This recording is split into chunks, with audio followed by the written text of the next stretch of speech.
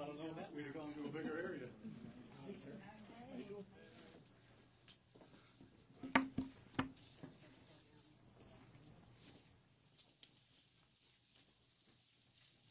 Okay, just a couple little housekeeping things here, in case you haven't been with me at a press conference. We, meaning the gentlemen that are up here, which is the U.S. Attorney, FBI, Secret Service, we're going to give you everything that we have. We're going to give you the latest updates. They're going to tell you what's going on with the investigation, everything. And then we're going to do a limited amount of questions. So make them good, all right? Don't get into what if and all this. Get legitimate questions. We got it? Yes, sir. Okay, everybody ready? Yes, sir. Okay. We're here today to give an update on the investigation in regards to the incident at Trump International. With me is the U.S. Attorney, the FBI, and the Secret Service. Just to give you a little information, as you well know, the road down there on Summit is still blocked off. It will be blocked off probably for the remainder of today and probably a good portion of tomorrow until some of the investigative things need to be done and finished. But we're accommodating people in and out, getting them to the library, getting them to the post office, so the public is not going to be that far inconvenienced. The security level at Mar-a-Lago is the highest it can possibly be now.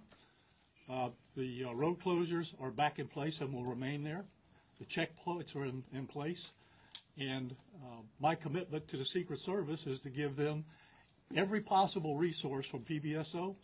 Once they determine the level of security that they need, they will get all the resources possible. So having said that, I'll let you talk to the U.S. Attorney. Thank you, Sheriff.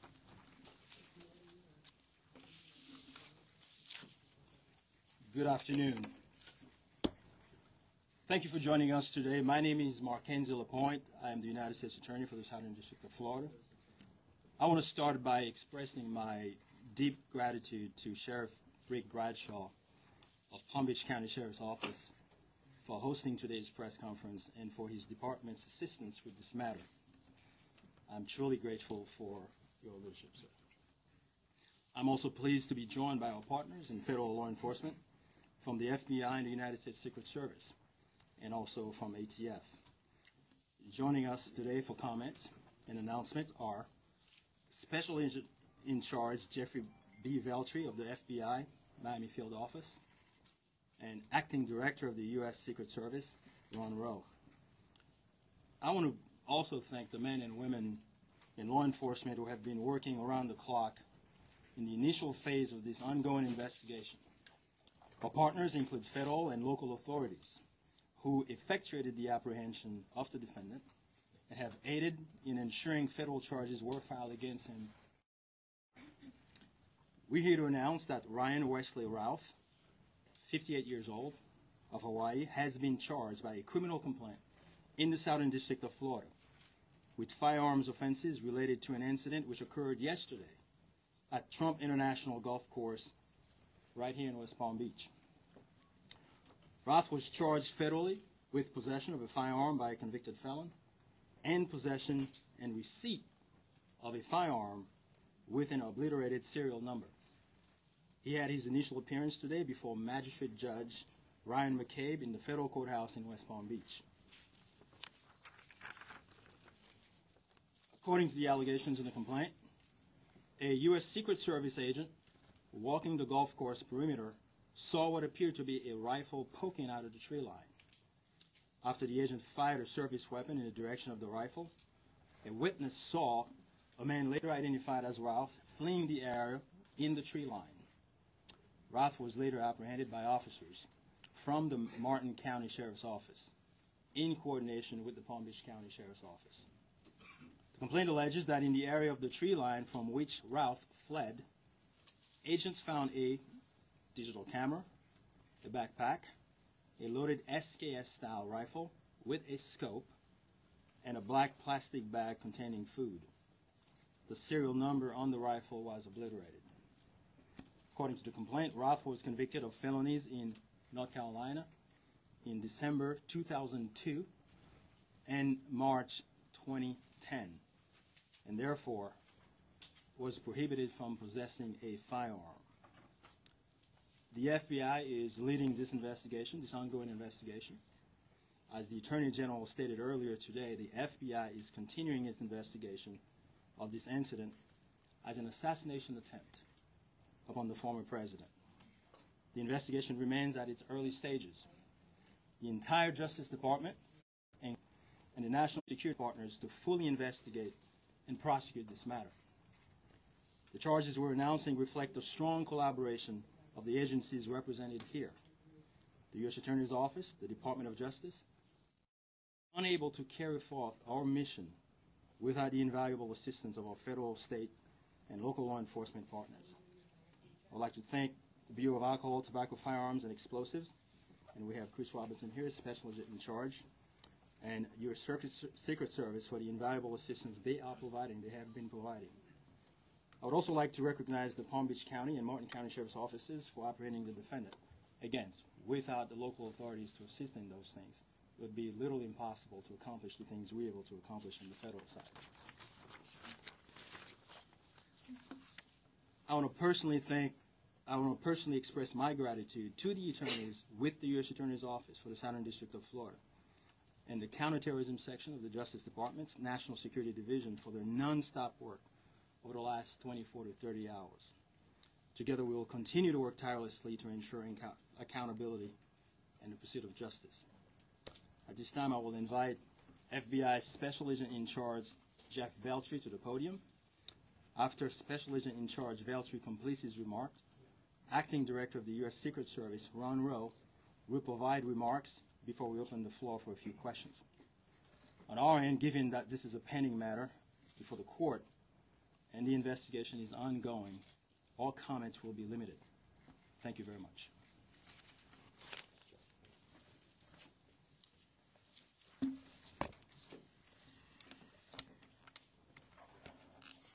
Good afternoon. For a quick introduction, my name is Jeffrey Veltri, FBI Special Agent in Charge for the Miami Field Office. The FBI immediately responded to the scene here in West Palm Beach, Florida, and we are investigating this matter as an apparent assassination attempt of former President Trump. We view this as extremely serious and are determined to provide answers as to what led up to the events which took place. I want to emphasize we're just a little over 24 hours into this investigation, so we're going to provide as much as we can publicly while our investigation is still ongoing. We must also stress that the United States Attorney's Office is pursuing charges, and that limits some of the details that we can discuss publicly. Yesterday afternoon, Martin County Sheriff's Office took custody of Ryan Routh, and he was transported back to Palm Beach County Sheriff's Office. Our FBI agents then attempted to interview him, and he invoked his right to an attorney. In the last 24 hours, the FBI and our partners have been dedicated to investigating the incident and utilizing all available resources. These efforts have included our investigative team and the United States Attorney's Office for the Southern District of Florida, in conjunction with DOJ's National Security Division, are actively working hand in hand to pursue and subsequently execute search warrants.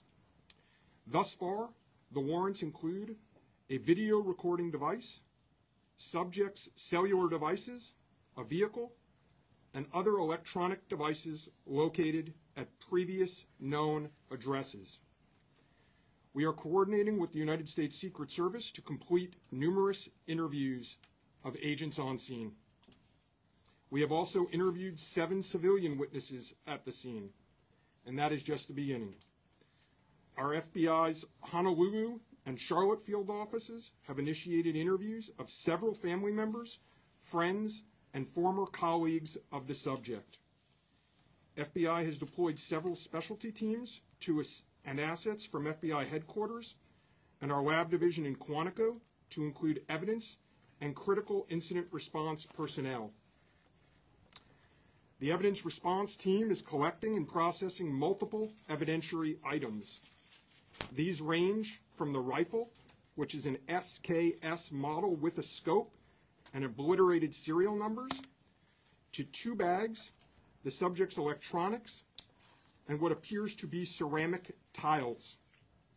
DNA has also been collected from those items, which are being sent to Quantico for testing.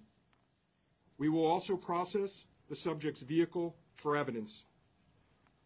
The Cellular Analysis Survey Team, what we refer to as CAST, conducted thorough analysis of the subject's cellular device locations.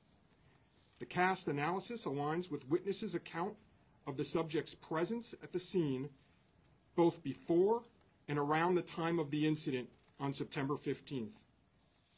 More specifically, we're continuing to conduct analysis and will be compiling the subject's movements in the days and months leading up to September 15th. Cellular data shows that the subject was in the vicinity of the golf course roughly 12 hours before the engagement with the United States Secret Service. Our investigative teams conducted a neighborhood canvass in an effort to collect and obtain relevant video footage. The subject had an active online presence, and we are going through what he posted and any searches he conducted online. In addition, we're going through media reports and public statements he made that he wanted to recruit Afghan soldiers and others to fight for Ukraine. The FBI has sent multiple requests to companies for returns on the subject's phone and social media accounts. We received several returns and are waiting on additional responses from other companies as well. Our investigative team is completing analysis of the returns and actioning leads as needed, and we anticipate continuing until the FBI knows the full totality of the subject's social media presence. By way of his background, in 2002, as the United States Attorney mentioned, the subject was charged and convicted in North Carolina for possession of a weapon of mass destruction. Law enforcement checks also revealed that from 1997 to 2010, the subject had numerous felony charges for stolen goods. I can also share with you that he was the subject of a previously closed 2019 tip to the FBI where it was alleged he was a felon in possession of a firearm. In following up on the tip, the alleged complainant was interviewed and did not verify, I repeat, did not verify providing the initial information. The FBI passed that information to local law enforcement in Honolulu. On behalf of the FBI, I would like to thank the Palm Beach County Sheriff's Office and Martin County Sheriff's Office for their incredible work in actioning the witnesses' information and rapidly apprehending the subject. I would also like to thank the United States Secret Service, the United States Attorney's Office for the Southern District of Florida, the Department of Justice's National Security Division, the Bureau of Alcohol, Tobacco, Firearms, and Explosives, and our FBI field offices in both Honolulu and Charlotte, who have been conducting additional law enforcement activity related to the subject. Your continued partnerships have been invaluable. Oftentimes in law enforcement, we tell citizens to be vigilant and aware of their surroundings. Yesterday, a citizen provided remarkable assistance, which led to the arrest of this subject. We appreciate the public's diligence in passing potential tips and information regarding the subject and this incident to the FBI. If you have any information, please call 1-800-CALL-FBI or go online to tips, that's tips.fbi.gov. With that, let me turn it over to the United States Secret Service Acting Director, Ron Rowe. Good afternoon, everybody. Yesterday afternoon, this country was reminded of the heightened and dynamic threat environment the United States Secret Service and its protectees face on a daily basis. Immediately following the assassination attempt of former President Donald J. Trump on July 13th, the Secret Service moved to increase assets to an already enhanced security posture for the former president. In the days that followed, President Biden made it clear that he wanted the highest levels of protection for former President Trump and for Vice President Harris. The Secret Service moved to sustain increases in assets and the level of protection sought. And those things were in place yesterday. At approximately 1:30 p.m., former President Trump was playing golf during an off-the-record movement to the Trump International Golf Course. A Secret Service advance agent supporting the front edge of the agency's layered approach to protection encountered an individual attempting to secrete himself in the woodline. This happened, the alleged gunman was on the public side of the fence near the 6th green.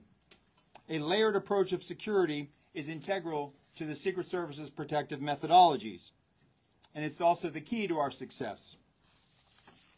As former President Trump was moving through the 5th fairway across the course and out of sight of the 6th green, the agent, who was visually sweeping the area of the 6th green, saw the subject armed with what he perceived to be a rifle and immediately discharged his firearm.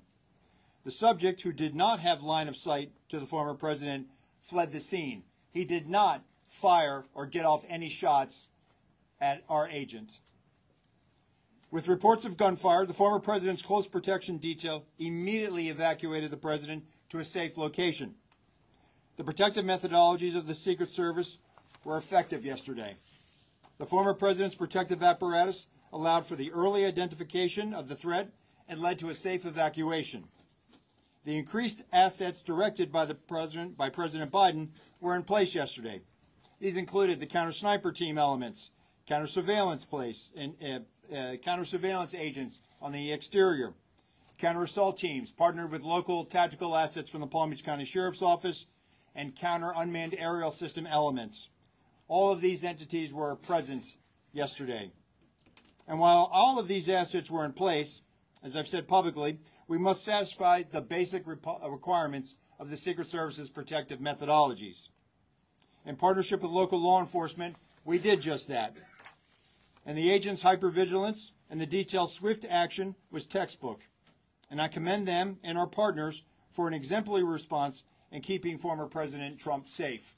And I will tell you, having served in local law enforcement in Palm Beach County, I can state that I am tremendously impressed and appreciative for all of the efforts of the Palm Beach County Sheriff's Office and Sheriff Schneider with the Martin County Sheriff's Office.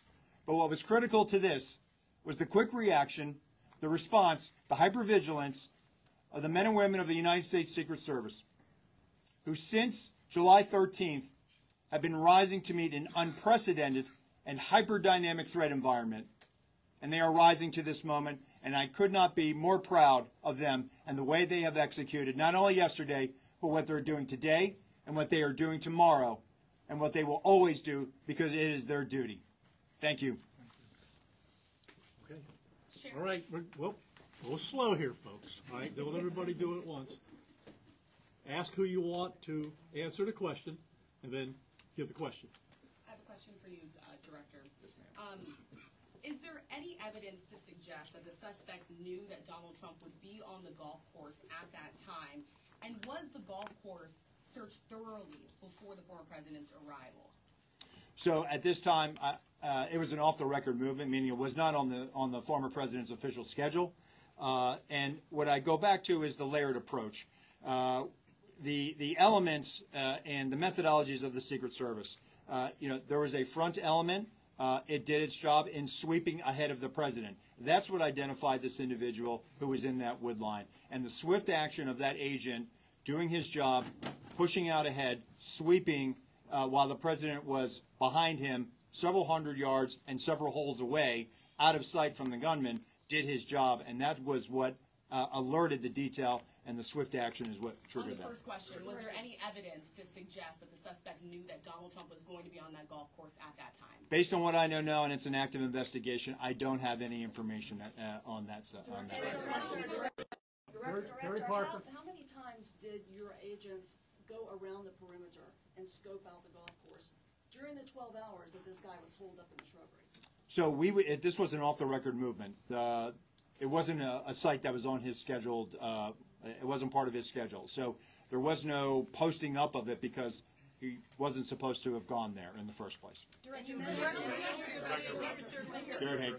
Have you briefed former President Trump on your findings so far, and has his campaign asked for any changes in his security going forward after yesterday?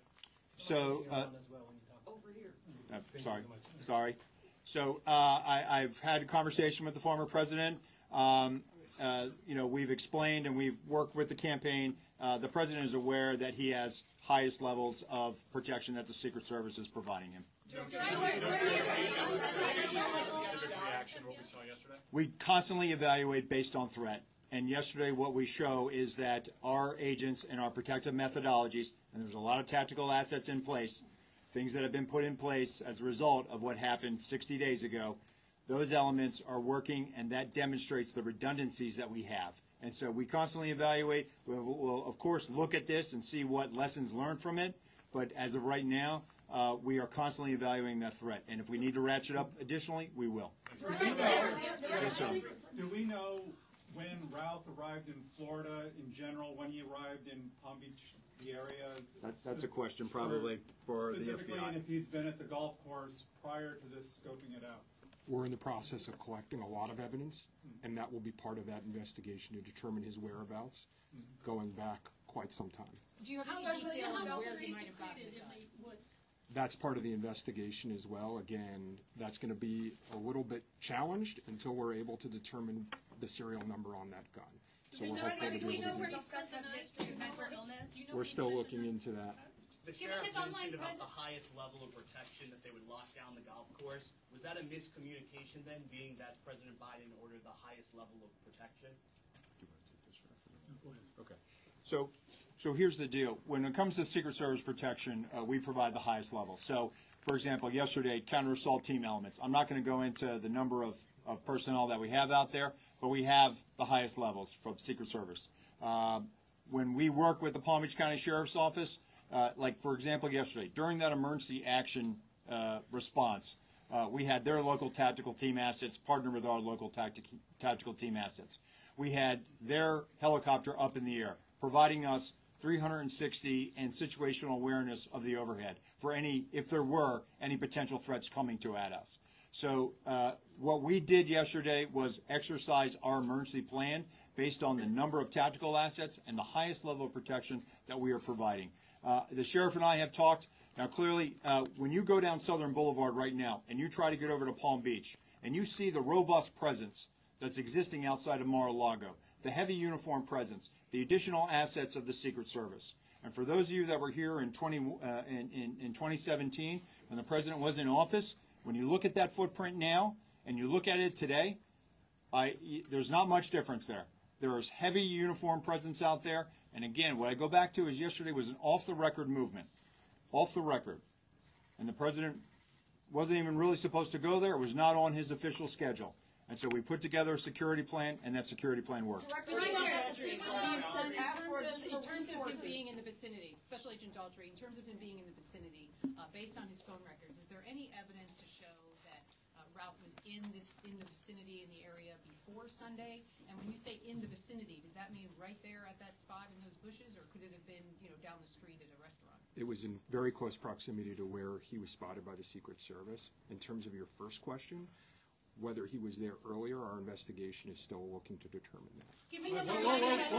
Whoa. We're going to do two more. You get one. Thank you. All right? Only two more. You get one. Okay.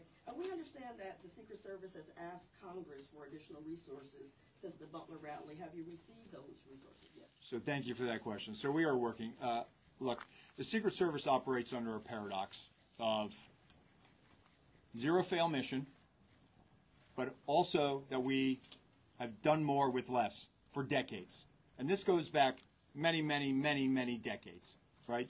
What I can tell you is that we have immediate needs right now, and we have great support, not only from President Biden, and you saw his public statement today, where he said that, he's going to direct his staff to make sure that the Secret Service has the resources it needs. We're having fantastic conversations with members of Congress. I've been up to the Hill last week. We are continuing to have those conversations, but the long and short of it is this. Coming out of Butler, I have ordered a paradigm shift. The Secret Service's protective methodologies work, and they are sound, and we saw that yesterday. But the way we are positioned right now in this dynamic threat environment, it has given me guidance to say, you know what, we need to look at what our protective methodology is. We need to get out of a reactive model and get to a readiness model. There could be another geopolitical event that could put the United States into a kinetic conflict or some other issue that may result in additional responsibilities and protectees of the United States Secret Service. And so we are working, we are making information available to all of our partners. And I just want to say that the commitment of Congress to the Secret Service throughout the years has been tremendous. And we will continue to work with them and Secretary Mayorkas, whose support in making sure that we're getting what we need has been phenomenal. He is one of our biggest champions and our advocate. And so we're having these conversations, and I feel confident that we will get what we need. We have immediate needs. We have future needs, too. I need to make sure that our counter snipers are the best trained counter snipers in the world, that they are exactly doing what we need them to do, and that they match counterparts in the military and Tier 1 forces. And right now, we are working with Congress to make sure that we get those for our training facility. We also have a necessary need to make sure that we're getting the personnel that we have. And that requires us to be able to have the funding to be able to hire more people. You can't just give me money and say, hey, we're going to make sure that everybody gets overtime. Because the men and women of the Secret Service right now, we are redlining them. And they are rising to this moment, and they are meeting the challenges right now. And if you look back at their body of work over the last 60 days, the Republican National Convention in Milwaukee, the Republican National Convention in Chicago, a visit of Prime Minister Netanyahu to Washington, D.C., and to West Palm Beach, which Palm Beach County Sheriff's Office supported. And then we go into the presidential debate in Philadelphia last week. And for those in the media that have been to a national special security event, if you saw the National Constitution Center last week, what you saw was pretty much a mini national special security event with the number of assets that were on that perimeter. And so our folks are rising to this moment, but it requires all of us to be able to have good conversations and make sure that we're getting the Secret Service where it needs to be. And I'm confident that we will achieve that because we don't have an alternative. Success, we have to have it every day. We cannot have failures. And in order to do that, we're going to have some hard conversations with Congress, and we're going to achieve that. Last question, one more. The special agent in charge of the FBI, Yes, sir. did he act alone? Did he have some kind of help? At this point, we're still exploring that, investigating that. Our investigation will determine that. We do not have information that he's been acting with anyone else at present. Do we know how long he's been in Florida when he arrived? Oh, you snuffed one in. At this point, Our investigation is still determining that.